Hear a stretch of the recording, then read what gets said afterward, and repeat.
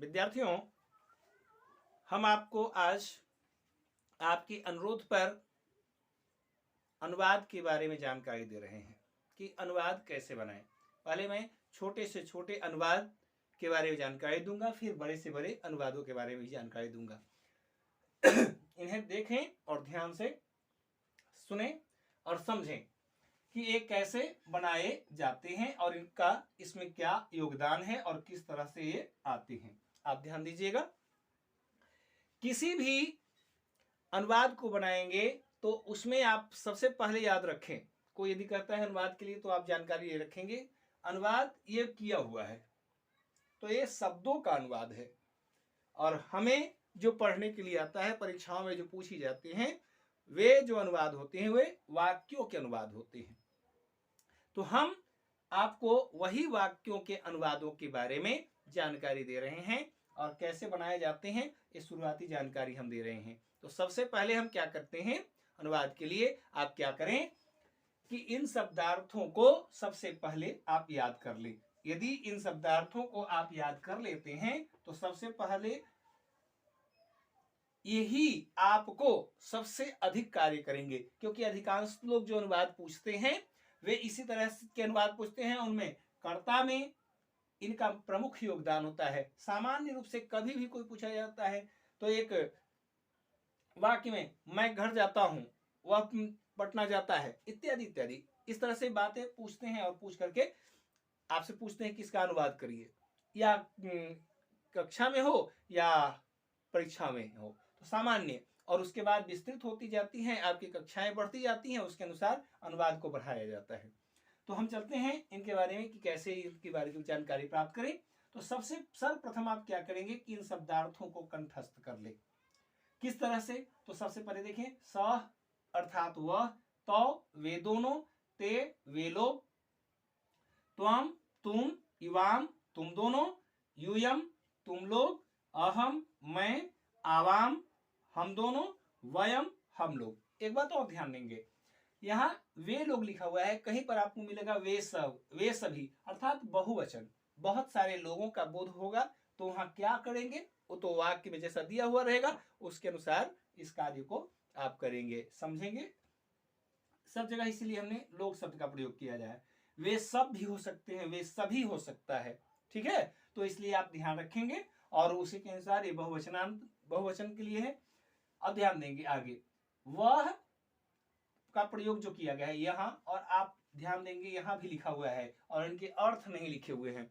तो अर्थ नहीं लिखे हुए हैं, हमने जानबूझकर ऐसा किया है, आप उतारेंगे तो समझ में आ जाएगा। वह, सह मतलब वह, और सा मतलब भी वह, तत् मतलब भी वह, ते वे दोनों, तो मतलब ही और ते मतलब भी। उसके बाद यहां देखेंगे, ते माने वे लोग, तो ता मतलब भी वे लोग और तानी मतलब भी वे लोग, वे सब। तो ये है पुल्लिंग में, ये स्त्रीलिंग रूप है और ये नपुंसक लिंग में है। और इसका अनुवाद इन्हीं के अनुसार किया जाएगा, जैसा उसमें पूछा जाएगा। जैसे वह किताब पढ़ता है, इसके जगह पर रहता कि वह किताब पढ़ती है, तो यहाँ इसका प्रयोग करेंगे। वैसे ही कुछ और भी आएंगे, जैसे वह फल है तो उस समय वाक्य बनाते हैं तो उस समय भी इसका प्रयोग करेंगे। तो आपको उस समय जैसा वाक्य मिलेगा उसके अनुसार प्रयोग करना है। तो आप पहले सबसे पहले इसको याद कर लेंगे और याद करने के बाद तब अनुवाद की तरफ चलेंगे कि कैसे। वह किताब पढ़ता है, तो वह किताब पढ़ता है अनुवाद हमने लिया वाक्य। तो हम सबसे पहले अनुवाद बनाए तो कैसे बनाए, तो इसे हम सबसे पहले छोटा कर लेते हैं। क्या करते हैं कि वह और किताब, वह और पढ़ता रख लेते हैं, किताब को छोड़ लेते हैं, दो ही रह गए। तो अनुवाद बनाने के लिए हमें करना क्या है, प्रश्न यही आता है, अनुवाद बनाने के लिए हमें करना क्या है। इसे भी हमने याद कर लिया वो सारी चीजें, करना क्या है। तो जैसा कि आप जानते हैं कि वाक्य में कर्ता और क्रिया की उपस्थिति अनिवार्य है। यदि वाक्य में कर्ता और क्रिया के उपस्थिति नहीं होगी तो वह वाक्य नहीं होगा, और यदि वह वाक्य नहीं होगा तो हम अनुवाद के लिए नियम किस आधार पर प्रयोग करेंगे। सामान्य तो है नहीं, सामान्य में तो ये होना ही जरूरी है, वाक्य होगा तो क्रिया होगी और वाक्य होगा तो कर्ता होगा। ये दोनों की उपस्थिति अनिवार्य है, इन दोनों के बिना वाक्य संभव नहीं है। तो वाक्य मिल गया। अब हमें क्या करना है कि अनुवाद बनाने के लिए, तो अनुवाद बनाने के लिए इसका नियम याद रखना होगा। क्या याद रखना होगा? तो किसी भी वाक्य को लीजिएगा, उस वाक्य में ध्यान दीजिएगा, उस वाक्य में क्या होगा? तो पहले कर्ता होगा और फिर क्रिया होगी। ये दो चीजें। इसमें भी कर्ता और क्रिया में क्या होंगे? तो कर्ता के लिए नियम लिखता है कि जिस पुरुष के जिस वचन में कर्ता होता है उसकी क्रिया भी उसी पुरुष के उसी वचन में होती है। फिर ध्यान देंगे, कर्ता जिस पुरुष के जिस वचन में होता है उसकी क्रिया भी उसी पुरुष के उसी वचन में होती है। आप चाहे तो देख सकते हैं, कर्ता जिस पुरुष के जिस वचन में हो उसकी क्रिया भी उसी पुरुष के उसी वचन में होती है। यानी जिस पुरुष और जिस वचन में, ये भी कह सकते हैं कि कर्ता जिस पुरुष और जिस वचन में होता है उसकी क्रिया भी उसी पुरुष और उसी वचन में होती है। आप ध्यान देंगे, ये क्या हो गया? क्रिया हो गई। और यहां पर ध्यान देंगे, एक कर्ता है, तो कर्ता और ये क्रिया, दो चीजें। क्या इसमें खास बात? तो इसमें पुरुष और वचन, ध्यान दीजिएगा, जिस पुरुष के जिस वचन में है तो क्रिया भी क्या होगी? उसी पुरुष के उसी वचन में होती है। ये स्पष्ट बता रहा है। तो जब बता दिए तो क्या करना है? हमें क्या देखना है इसमें? तो इसमें देखना है कि कर्ता किस पुरुष में है और किस वचन में है। यहां लिखा हुआ है वह पढ़ता है, यहां लिखा हुआ है, तो ये हमें पता हो गया कि इसमें कर्ता है, वो कौन है? वह है, और क्रिया है पढ़ना। अब हम करना क्या है? हमें तो देखना है कि इसमें कौन सा पुरुष और कौन से वचन इसमें आ रहे हैं। तो पुरुष कौन है और वचन कौन है, कैसे पहचानेंगे? इसको पहचानने के लिए आपको पुरुष और वचन की परिभाषाएं भी ध्यान में रखनी होंगी, तो तभी आप इस वाक्य को आप बना सकते हैं, अन्यथा संभव नहीं है। कर्ता जिस पुरुष के जिस वचन में हो उसकी क्रिया भी उसी पुरुष के उसी वचन में होती है। यानी जिस पुरुष और जिस वचन में, ये भी कह सकते हैं कि कर्ता जिस पुरुष और जिस वचन में होता है उसकी क्रिया भी उसी पुरुष और उसी वचन में होती है। आप ध्यान देंगे, ये क्या हो गया? क्रिया हो गई। और यहां पर ध्यान देंगे, एक कर्ता है, तो कर्ता और ये क्रिया, दो चीजें। क्या इसमें खास बात? तो इसमें पुरुष और वचन, ध्यान दीजिएगा, जिस पुरुष के जिस वचन में है तो क्रिया भी क्या होगी? उसी पुरुष के उसी वचन में होती है। यह स्पष्ट बता रहा है। तो जब बता दिए तो क्या करना है? हमें क्या देखना है इसमें? तो इसमें देखना है कि कर्ता किस पुरुष में है और किस वचन में है। यहां लिखा हुआ है वह पढ़ता है, यहां लिखा हुआ है, तो ये हमें पता हो गया कि इसमें कर्ता है, वो कौन है? वह है, और क्रिया है पढ़ना। अब हम करना क्या है? हमें तो देखना है कि इसमें कौन सा पुरुष और कौन से वचन इसमें आ रहे हैं। तो पुरुष कौन है और वचन कौन है, कैसे पहचानेंगे? इसको पहचानने के लिए आपको पुरुष और वचन की परिभाषाएं भी ध्यान में रखनी होंगी, तो तभी आप इस वाक्य को आप बना सकते हैं, अन्यथा संभव नहीं है। पुरुष के लिए क्या करेंगे? तो पुरुष के लिए लिखेंगे, बोलने, सुनने अथवा चर्चा का विषय बनता है तो वह पुरुष की स्थिति होती है। लेते हैं, तब हम जाते हैं वचन की तरफ। वचन अर्थात संख्या। संख्या क्या होती है? जैसे वह एक संख्या है, वे दोनों दो संख्याएं हो गई, और वे लोग बहुत सारी संख्याएं होंगी। तो इस संख्या के आधार पर संस्कृत में 3 वचन होते हैं। कितने होते हैं? वचन की संख्या 3 होती है, एक वचन, द्विवचन और बहुवचन। और पुरुष भी होते हैं 3, और उस आधार पर जब हम इसका चयन करेंगे तब जाकर के ये अनुवाद के रूप में सामने आएगा। तो आगे देखेंगे, तत्काल हम आपको लट लकार पर इसका अनुवाद बना करके बताते हैं, तब जाकर के इसके बारे में हम जानकारी दे पाएंगे। वो रूप देखेंगे कैसे। तो जो विद्यार्थी लकार को जानते हैं उनके लिए तो ये सही है, और ये जो लकार को नहीं जानते हैं इसके 5 लकार, उसके लकारों की व्याख्या भी हम कहीं और अलग करेंगे। जो जानते हैं उनके लिए, जो नहीं जानते हैं वो बतलाएंगे लकारों के बारे में, तब हम उनके बारे में लकार की भी व्याख्या करेंगे। अभी हम अनुवाद के लिए बतला रहे हैं। लकार में यदि आप लोग को दिक्कत हो रही होगी कि लकार हम कैसे तैयार करें और उसमें किस तरह से उनका रूप धातु यदि जुड़ता है वो बताएं, तो उसके बारे में भी हम आपको बताएंगे। अभी अनुवाद के बारे में बता रहे हैं, अर्थात ऐसा मानकर कि आप इसके बारे में जानते हैं। तो हम लकार की भी चर्चा करेंगे, निश्चित है, आगे की वीडियो में। अभी हम अनुवाद के बारे में चर्चा कर रहे हैं, तो ध्यान देंगे। ये हुआ वचन। अभी हम फिर से बता दें आपको, वर्तमान काल अर्थात लट लकार के रूप का प्रयोग करते हुए हम अनुवाद आपके सामने प्रस्तुत कर रहे हैं, उसे आप ध्यान देंगे। क्या? तो सबसे पहले हम ले लेते हैं, ये है ऊपर वचन, ये वचन हो गया, तो एक वचन, ये हो गया द्विवचन और ये हो गया बहुवचन। ध्यान देंगे। अब हम इधर क्या रखेंगे, तो इधर पुरुष रख लेते हैं। क्या? तो ये हो गया प्रथम पुरुष, ये हो गया मध्यम पुरुष और ये हो गया उत्तम पुरुष। जैसा कि आप जानते हैं प्रथम पुरुष को अन्य पुरुष भी कहा जाता है, जिसकी चर्चा हम आगे में करेंगे। अभी अनुवाद की तरफ हम ध्यान दे ले।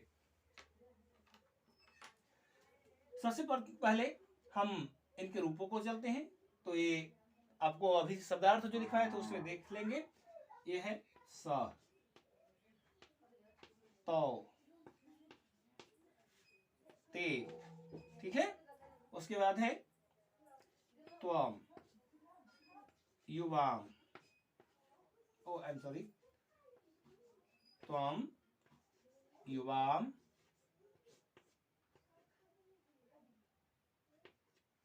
यू, यम। ध्यान देंगे, इसमें हम जानबूझ कर ये लिख रहे हैं, म भी लिखा जा सकता है और अनुस्वार भी दिया जा सकता है। इस बात को हम जानबूझकर यहाँ पर ये देखिए, युवाम जगह क्या हो, यहां पर चाहे तो हम बिंदु दे सकते हैं और नहीं तो म भी लिख सकते हैं। यहां भी वही बात है, बिंदु देंगे तो म और नहीं देंगे तो म लिखेंगे और देना है तो अनुस्वार दे ही देंगे। उसके बाद देखिए अहम, हम सब जगह अनुस्वार का प्रयोग कर रहे हैं, ध्यान देंगे। अहम, आवाम, वयम, ठीक है। अब क्या करते हैं, दूसरा ले लेते हैं।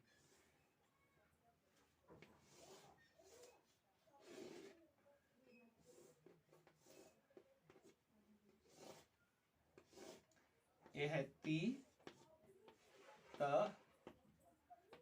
अंति, सी, थ, विसर्ग है,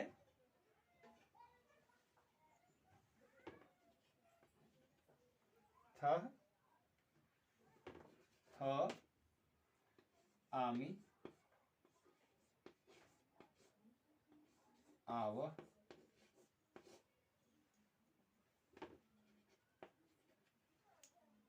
आम।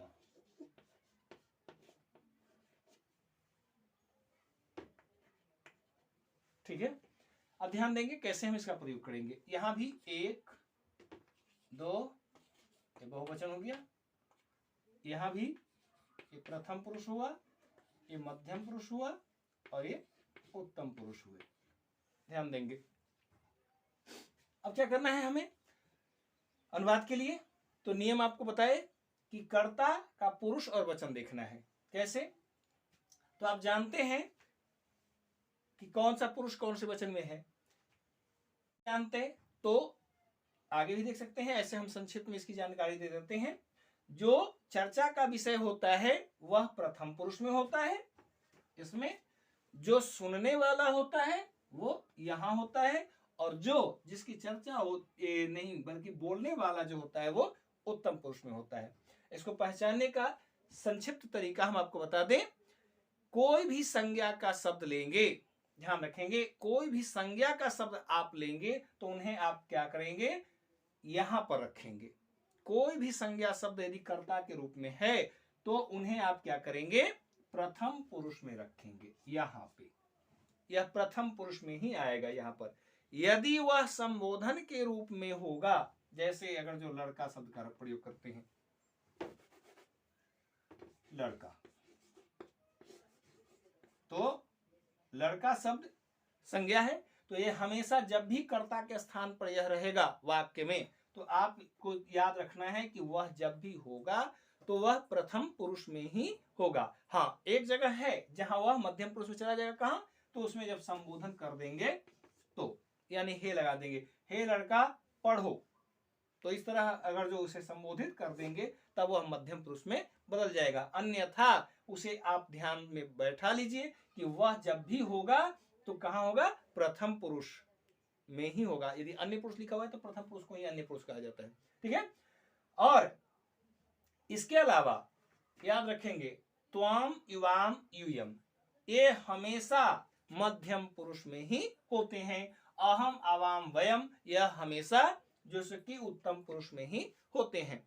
इसके पीछे और भागने की जरूरत नहीं है, जैसा इसमें दिया हुआ है वैसे ही आप इसे याद कर लेंगे कि यह मध्यम पुरुष में ऐसे होता है, उत्तम पुरुष में ऐसे होता है। और इसको याद करने के लिए क्या करेंगे कि आपको बता दिए कि कर्ता जब होगा तो पहचानने में, कर्ता के स्थान पर कोई संज्ञा शब्द आता है तो उसे पहचानने में दिक्कत होती है। तो आप ध्यान से बैठा लें कि उस संबोधन के रूप में होगा तो उसे हम मध्यम पुरुष मानेंगे, संबोधन यदि नहीं होगा तो उसे बिल्कुल आप प्रथम पुरुष मान सकते हैं, इसमें कोई आपत्ति नहीं है। अब आपको बताते हैं आगे। तो यह यहाँ पर लिखा हुआ है, तो इसे हम किस माने? तो यह प्रथम पुरुष में है, जैसा कि यहाँ दिया हुआ है। चर्चा का विषय है। कैसे चर्चा का विषय है? इसके बारे में बात कर रहे हैं। इसके बारे में बात कर रहे हैं क्या? कि वह पढ़ता है। तो इस समय जिसके बारे में आप बात करेंगे वो सुनने वाला है। निश्चित है यहाँ इशारा करने की वह पढ़ता है।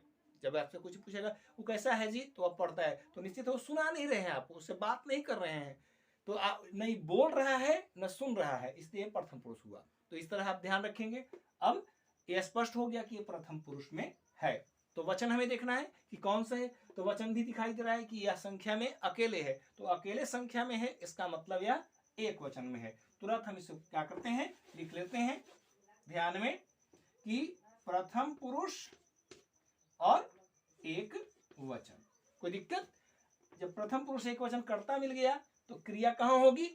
कुछ नहीं, बस इससे खोजना है, इसे ढूंढने की जरूरत नहीं है। आपको ढूंढना है कर्ता को, और कर्ता ढूंढ लिए तो आपको कोई दिक्कत नहीं होगी। आप क्या करेंगे, इसको यहां पर ढूंढ लेंगे और ढूंढ करके बैठा दीजिए आराम से। प्रथम पुरुष एक वचन, कुछ नहीं करना है, ये लिखा गया। अब क्या करेंगे, अनुवाद बनाएंगे। तो अनुवाद देखेंगे, सह का क्या होता है, देख रहे हैं कि पुल्लिंग है, तो पुल्लिंग में क्या होता है, सह। जैसा कि शब्दार्थ हम लिखवा दिए हैं, तो उसमें सह हम देख लेंगे और सह का प्रयोग करेंगे यहां। कोई दिक्कत?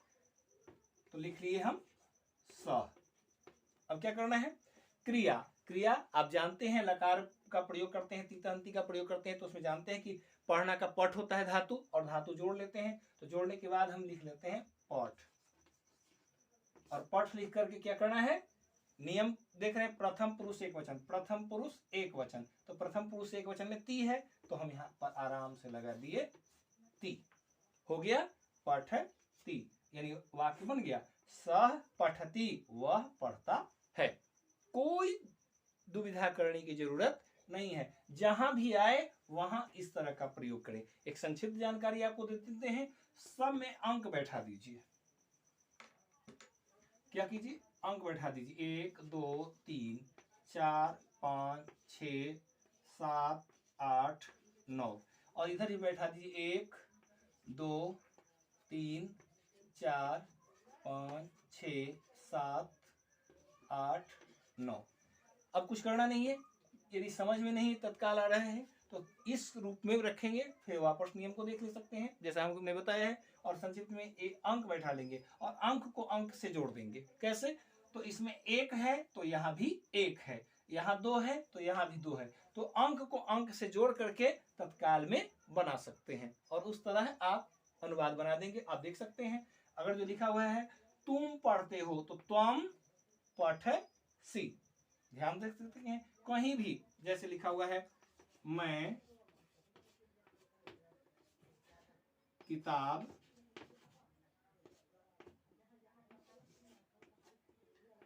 पढ़ता,